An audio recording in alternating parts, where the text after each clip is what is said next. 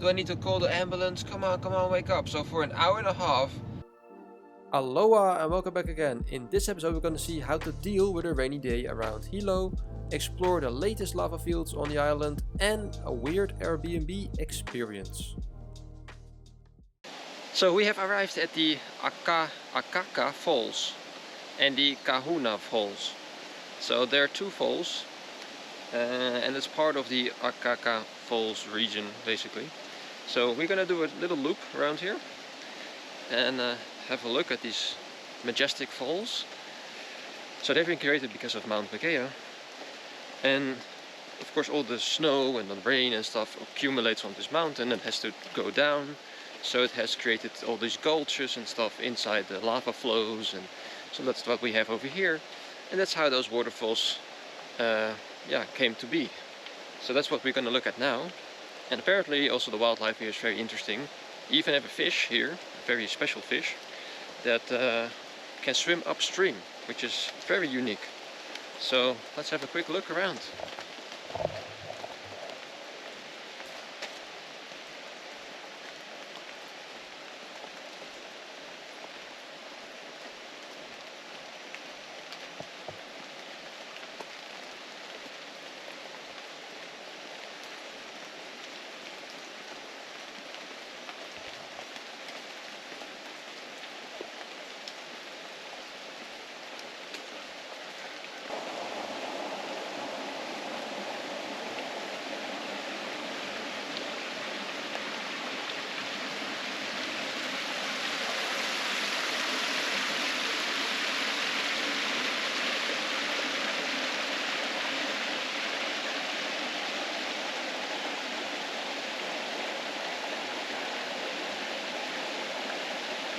It is like a massive banyan tree or something, or one of those fig trees that sort of eat up the other trees, but this is a massive one.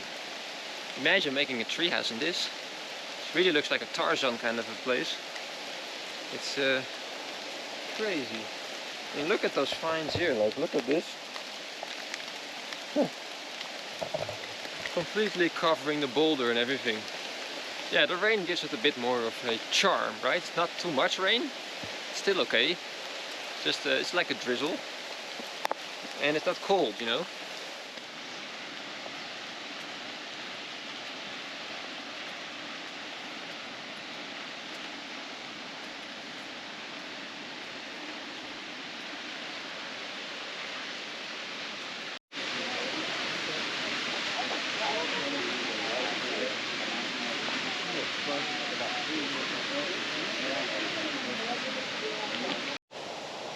Okay, so previously I told you about the fish that climbs this this stream, up the stream sort of, and this particular fish, this one,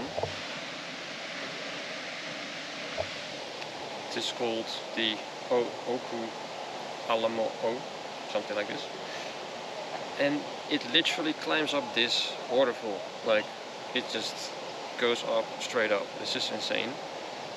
And they use a suction disc over here to slowly climb back up the stream and then continue their way. So it's an insane story actually. Apparently the eggs are laid upstream, they drift to the ocean, they hatch in the ocean, and then they decide to go back again, literally up this waterfall, which is how many meters? 100 and... yeah, so this waterfall is 135 meters high, which is twice as high as the Niagara Falls, for example. And a fish just climbs up this, like, wow. Very interesting. Wow. Okay, I made it back in the car again. It really started to pour down very, very heavily now. But yeah, luckily I saw everything I wanted to see anyway. It's a very small thing. It's literally almost effortless. You have to go down a couple of steps. Literally, this guy next to me in the car, old man with a cane, he did the same thing. How long was I there? Maybe 20-30 minutes or something. So of course, if it's better weather you can stay longer. But yeah, you have one view of one of the waterfalls. It's very far away, to be fair, and then this main one again. Yeah, but it's very beautiful to see, very beautiful. Definitely worth coming and visiting if you have the time for it. And it doesn't take the whole day, so it's just a small excursion.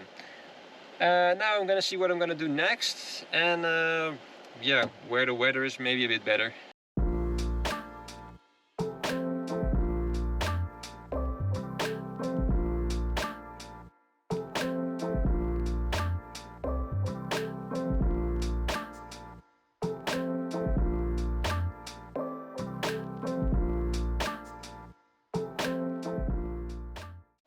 Right now I'm at Hamakua at the Laupahuhu point.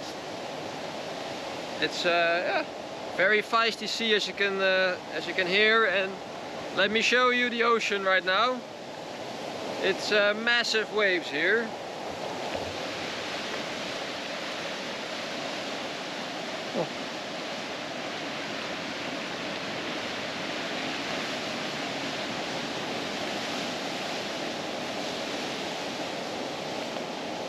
Look at how feisty the ocean is. It's magnificent, right? Even on a rainy day, it's still beautiful. But you definitely don't want to be on those rocks. So I'm just gonna have a relaxing here and eat something and enjoy the view. Oh, the sun is coming finally.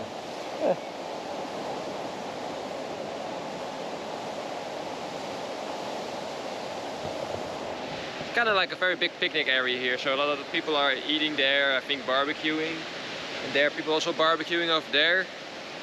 So it's yeah, it's like a picnic place. So I'm gonna have my own little picnic here. But yeah, it's a bit of a bummer that the weather is a bit like this. It's but yeah, you know, you just try to make something out of it, and I'm actually just relaxing here. I still have a movie downloaded on Netflix, so I'm watching this now in the car, sort of just in the meantime looking at the view of the ocean, watching the movie, and it's connected with the car, so I have the audio of the car. So this is my setup. Ocean, video, and it's connected with the car. Listen.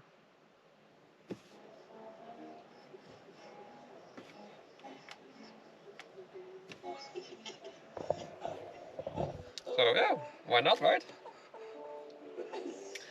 I downloaded that movie for the plane when I got here to Big Island, and I still have to finish this movie technically. So I was like, well, you know, I'm just relaxing here for a bit and just kind of finish my movie. You know, I never have time to watch movies actually because I'm always busy with work and stuff.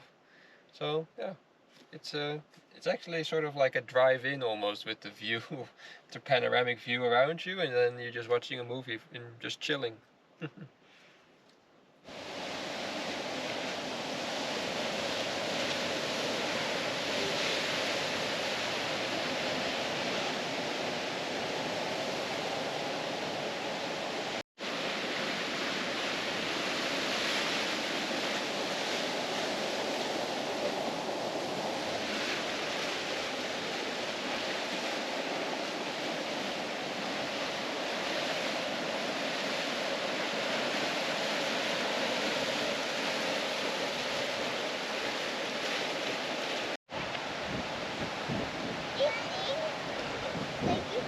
So there's also a little bit of history on this particular point. Most recent history was that there was a tsunami on the 1st of April 1946, which killed, I think it was like 160 people on the island itself. And here, because there's a school there used to be a school here, elementary and I think high school, I think it was. And yeah, that was hit. I think 26 people were killed because of tsunami coming from there. And so there's a memorial here for this one. And longer ago, King Kamehameha I started one of his unification raids from this location, apparently, to go to another place, I think called Puna. And he attacked that location and trying to unify it and everything. And yeah, he was almost killed, but he was spared by the locals. So yeah, very interesting little history everywhere. Right now we are at Black Sand Beach, but it's more rocky beach. This is one of the lava flows that extended the island of Hawaii. And this is just one big lava field, and we have a lot of wind now, and it's also slowly filling up with palm trees and some vegetation around here. It's remarkable how strong nature can be, right? And plants specifically. Let's have a look around.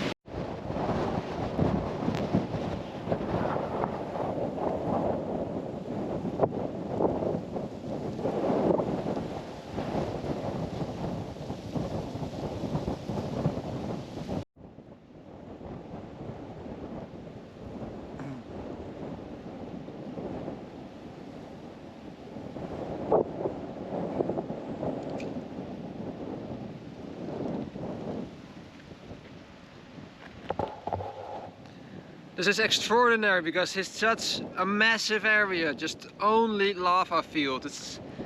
You can only imagine how much this was when it happened. And it just goes on forever and ever basically. And most of this island of course had lava flows. It's the youngest island of all. And the most recent one was in 2018. I'm not sure if this specifically is from 2018. And there's a random house there, I don't know why. But my god, the wind is very, very heavy today. But this really looks like Mars or something. It's really bizarre. I mean, okay, Mars is not black actually, that's not true. Which planet is black? Not sure. But it may be like the moon or something, whatever. It's bizarre how it just goes on forever, just black, black, black. How do I get down again?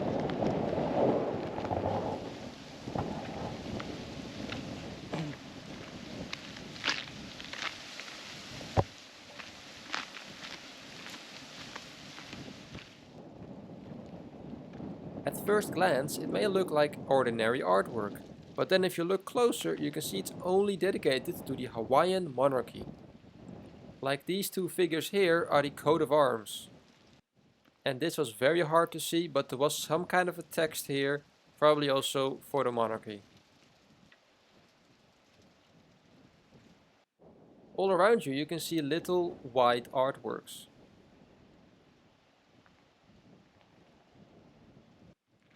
And here we can see a shrine that is probably dedicated to the late Queen Lilikolani, who was forcefully dethroned.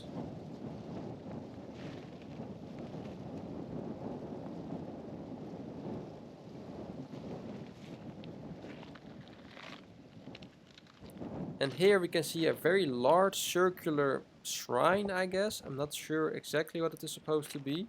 But at the very back of it you can see a couple of white artworks again. Some of them are just shapes, some of them are animals, and some of them are humans or the monarchy. But all of this is clearly a protest against the US. So I'm just now going a bit the other direction, because that's a dead end anyway. And let's see what kind of a beach we can find, because it says that there actually is a black beach there, but obviously there is not, it's just rocks. Maybe it used to be there before the eruption of 2018, I'm not sure. Anyway, there we go.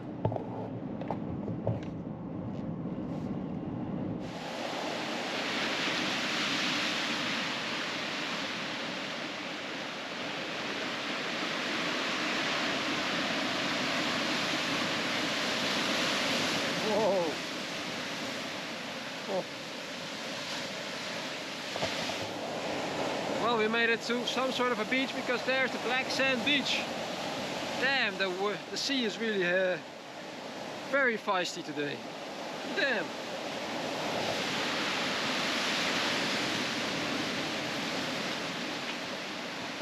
So that is how we get to the black sand beach over there. I don't know if that is the easiest way to get there, but I see people doing this. I just saw a guy walking with his baby here, so apparently this is the way to go.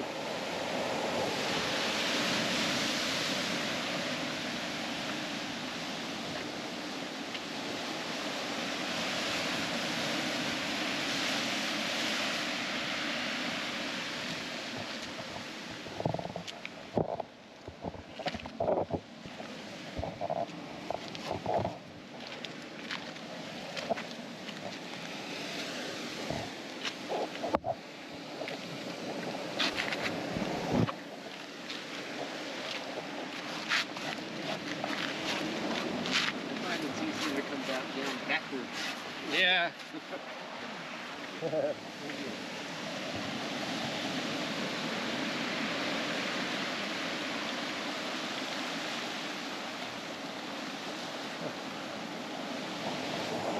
Alright, black sand beach.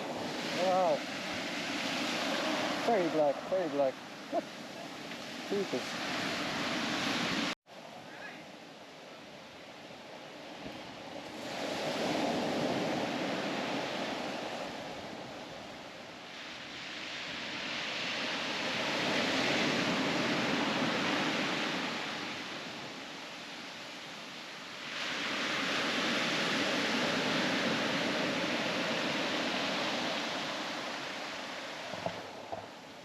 So apparently this is a partially nude beach.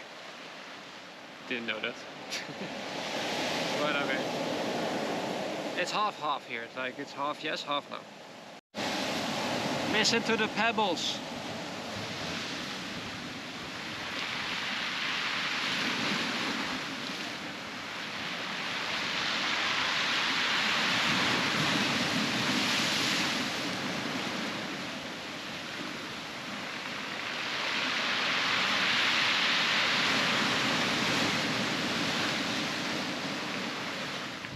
Apart from the pretty cool lava fields and this black sand beach, there's not much to do on this particular side, and the road doesn't really go anywhere else, so I'm just gonna go back again, and also hopefully I get some cell service so I can use the Google Maps, because I mean, if you're not from here, it's kind of hard to navigate without navigation.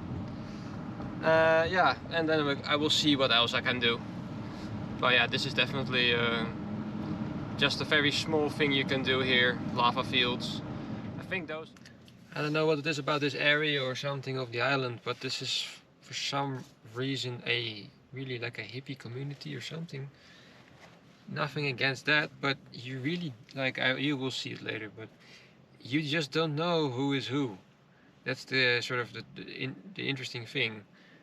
You don't know who is homeless, you don't know who is a hippie or something. They all kind of look the same. And you don't know who is a druggie, you know, like a hippie that uses drugs, so probably harmless, or who is an actual druggie that, you know, could actually hurt you or something like that. So yeah, it's a kind of interesting place, this. Well, let's have a look around this little town.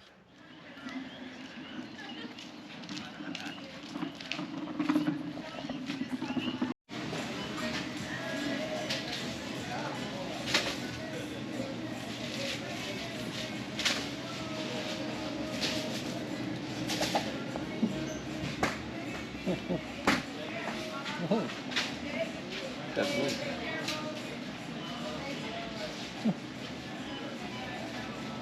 At the moment we are in Paoa village. It's just one street, but a couple of murals here and there, so let's have a look around.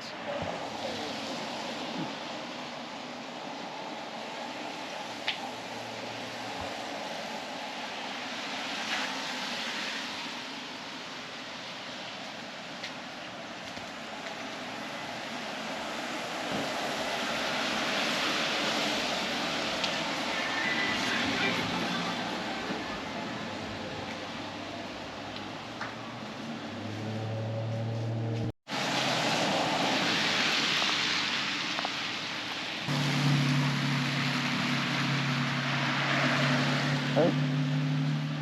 Die van leer. Ja. Cool.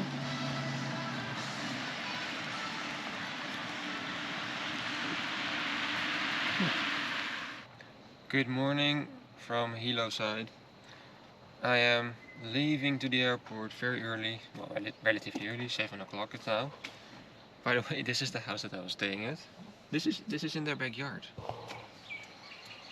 Very big boulders and rocks and stuff. Yeah, it's a pretty random location. So there's that house over there, and that house over here, and a tree house there.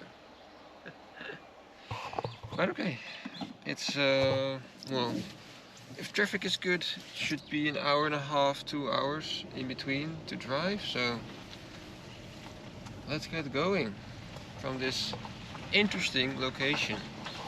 This is the front of the, yeah. So he rents the frontal one, and then since just I think a month, he started to do the one that I was staying in. So something that I have not told you yet was that it was actually kind of weird. So the owner was quite a nice man. I don't know how old he is, but I think he's in his 40s or something. And there was another guy living there. I think his name was Daniel. And this guy definitely has some problems, mental problems, psychological problems. I don't know. He couldn't sleep most of the time. He had, I think, cortisol regulator medicine in the bathroom and stuff like this. I mean, we all have problems, but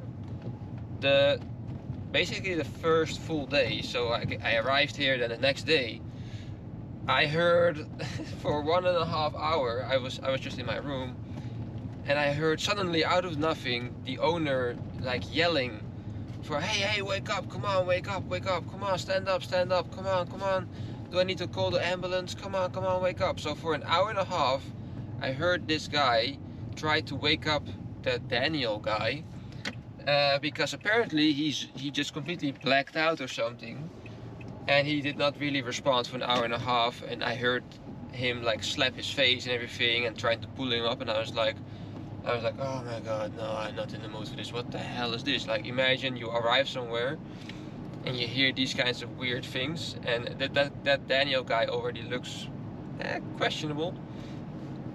You know, like a typical, like a guy that came from an alley basically, that did the drugs. So I was like, oh, where am I? Like, oh my god. So I listened and I just played that basically for 1.5 hours. I'm like, well, not my problem, solve it yourself. And then I was already contemplating to leave. I was like, oh my god, okay, I'm gonna look for a new place. This is crazy. But then after that, it's quiet down again suddenly, and then later on I heard them talking normally. There was also a third guy, by the way, the treehouse guy. And then they talked normally, and I was like, okay, I guess I will, you know. And then I didn't really hear much about it, but I heard them talking and mentioning stuff, sort of secretly, but I of course heard everything. So, and I saw like an injection pen package, I think, in the bathroom. So yeah, I think they gave him maybe like an adrenaline shot or whatever you give somebody that is overdosing. But this guy is using also, I think, some kind of drugs or marijuana or whatever. And then the other day he burned, for example, bacon in the pan, and the whole house turned blue, even my room turned blue, and I was like, what the hell's happening? And so the next day I jokingly said to the owner when he was, you know, baking bacon, like, oh, you don't forget it again. And he's like, oh no, I think that Daniel just zoned out or something yesterday. I'm like, is this supposed to be normal to tell your guest or something, or what? Like, so my conclusion of this is that it was kind of a weird, slightly uncomfortable stay. I am here, you know, trying to get away from problems, of course, and stuff like, you know, holidays are for those things. You want to just get away for a second and not be confronted with other people's problems and sort of live there, especially because I pay for it, right? So yeah, I stayed because I was not in the mood to change and stuff like this. And I mean I can survive with these things, but I find it kind of interesting. And I wonder, would you have stayed or would you have left? What would you have done? Yeah, it was definitely interesting. Anyway, I'm on my way to Kona side again. Time to get to the airport to go back to Honolulu.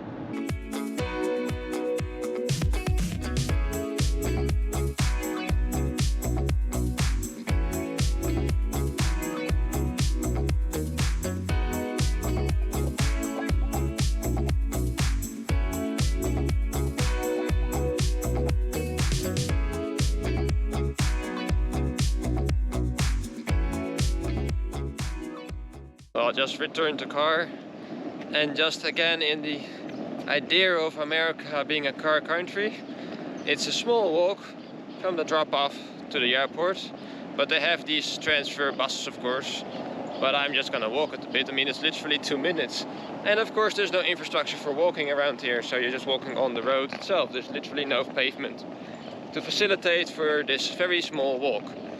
It's astounding how America makes it impossible to just walk around sometimes.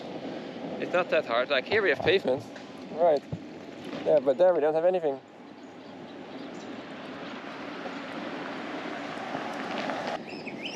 Oh yeah, you have something to say, buddy? What do you have to say?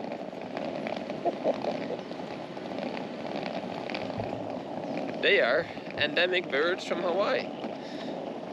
They're pretty cool and they make very cool noises, sounds. Well, this is the terminal area already. Hawaiian terminal.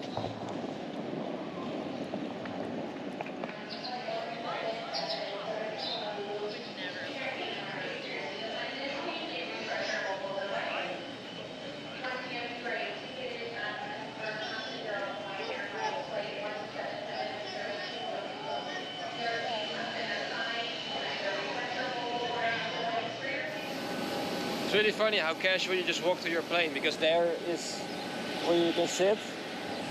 You can just wait over there and then you just casually walk to your plane. I mean, other places you have to like walk kilometers before you, like an hour or something, and then you actually reach the plane, and now you can just walk yourself onto the plane.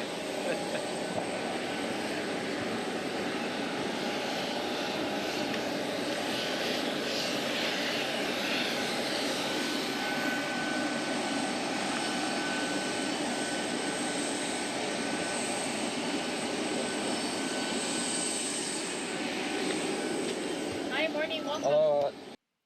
And now it's finally time to trade in this island for the next one, Oahu, Honolulu. Please let me know in the comments what you think about this episode, and especially about the Airbnb experience. How would you have handled that? Thank you for watching, see you next time.